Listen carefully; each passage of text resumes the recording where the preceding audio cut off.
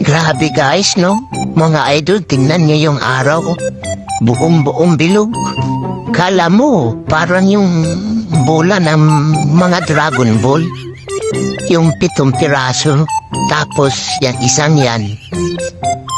Kabilang doon sa 7 piraso ng mga Dragon Ball. And guys, tingnan niyo. Yan yung first scene ng pinibidyo ko guys. Ayan napakabilog. Ang ganda ng umaga. Kitang-kita niyo talaga ang kabuuan niya. Pagmasdan yung mabuti guys. Pagmasdan yung maigi.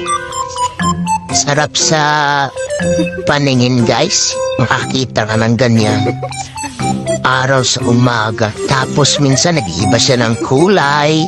Dati pulang-pula, ngayon unti-unti na siyang dumidilaw.